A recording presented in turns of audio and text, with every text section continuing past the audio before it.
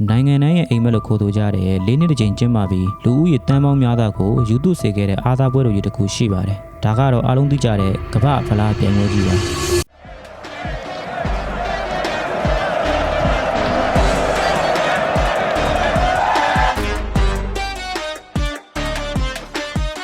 ကမ္ဘာဖလားဟာရိုးရိုးအားကစားပွဲတစ်ခုမဟုတ်ပဲနိုင်ငံရေးစစ်ပွဲတွေနဲ့တမိုင်းရဲ့နောက်ွယ်ကလှုပ်ဝက်ချက်တွေအများကြီးရှိလို့နေခဲ့ပါတယ်။ဒါဆိုလူနည်းသူပဲသိတဲ့တမိုင်းရဲ့စာမျက်နှာတွေမှာဖုံးကွယ်ထားရတဲ့အထိစမ်းကြယ်လုံးနဲ့ပြည့်ရစံတွေကဘာတွေဖြစ်မလဲ။ကမ္ဘာဖလားကိုဘလို့ခက်ခဲနဲ့စတင်ခဲ့ရတာလဲ။ဒါတွေအားလုံးကိုတော့ဗီဒီယိုလေးဆုံးသွားရင်သိသွားတော့မှာပါ။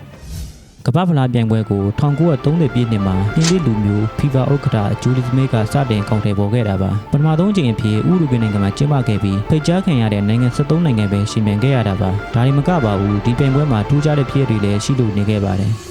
ဒါကတော့ဥရောပနိုင်ငံတွေဟာအတ္တလန်တိတ်သမုဒ္ဒရာကိုသင်္ဘောတွေနဲ့တည်င်းပတ်များစွာဖျက်ပြီးအသက်နဲ့ရင်းကလာရောက်ရှင်ပြိုင်ခဲ့ရပါတယ်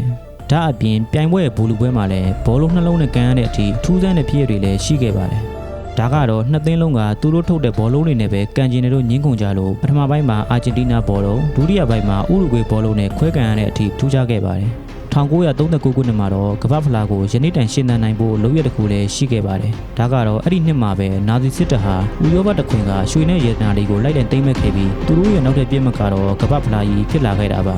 ဒီအချိန်မှာပဲအီတလီဘောလုံးဖွဲ့ချုပ်ဥက္ကဋ္ဌဒေါက်တာပါရက်စစ်ကဂျောမမျိုးတွေကကမ္ဘာဖလားကြီးကိုတိတ်တိတ်ဆိတ်တွားရောက်ခိုးထုတ်ခဲ့ပါတယ်။သူဟာအသက်နဲ့ရင်းပြီးဒီဖလားကြီးကိုသူ့ရဲ့အိတ်ခမ်းကဖက်နက်တစ်တာအစုပ်လေးထဲမှာထည့်ပြီးကတိန်အောက်မှာ220ဒီပါဝတ်ခဲ့ပါတယ်။ဒီလိုရဲ့ကြောင့်သာကမ္ဘာဖလားကြီးဟာနာသီလက်ထက်ကိုမရောက်ဘဲယနေ့တိုင်ရှင်သန်နိုင်ခဲ့တာပါ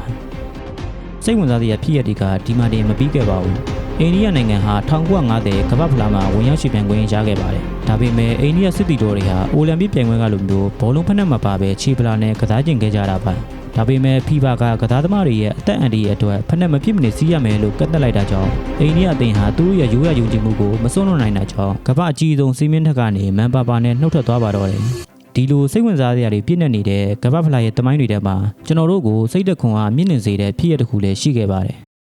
ဒါကတော့1930ပထမဆုံးသောကမ္ဘာဖလားဘူလူပွဲကြီးမှာပါဥရုဂွေအသင်းကိုကမ္ဘာဖလားချန်ပီယံဖြစ်စေခဲ့ပြီးအဆုံးပြတ်သွင်းကိုသွင်းခဲ့တဲ့သူကတော့ဟက်စတာကတ်စတိုရဲ့ဖြစ်ရပါသူဟာအသက်73နှစ်အရွယ်မှာလျှက်သစ်လွှာနဲ့မတော်စားဖြစ်ပြီးညာဘက်လက်တစ်ဖက်ဆုံးရှုံးခဲ့ရပါတယ်ဒါကြောင့်မို့လူတွေကသူ့ကိုလက်ပြကြီးတို့တောင်နှောင်မြောင်ခဲ့ကြပါတယ်ဒါတွေကိုဂရုမစိုက်ပဲသူဟာကမ္ဘာဖလားဘူလူပွဲမှာဂိုးသွင်းပြီးအသင်းကိုချန်ပီယံဖြစ်စေခဲ့ပါတယ်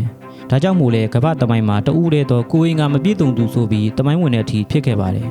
ကမ္ဘာဖလားဆိုတာကွင်းထဲကမိနစ်90တာမကပါပဲလူသားတို့ရဲ့စိတ်တဲ့တမိုင်းကြောင်းတွေစူးစီးရာစီမင်းကြီးဖြစ်လို့နေပါတယ်ခုလိုစိတ်ဝင်စားစရာတွေကိုအမြဲတမ်းတက်ဆက်ပေးနေမှာမို့လို့ channel နဲ့ page လေးကို like and follow subscribe လုပ်ပေးကြပါဦးကျွန်တော်နာမည်ထွန်းထွန်းရေးပါနောက်ဗီဒီယိုမှာပြန်တွေ့ပါမယ်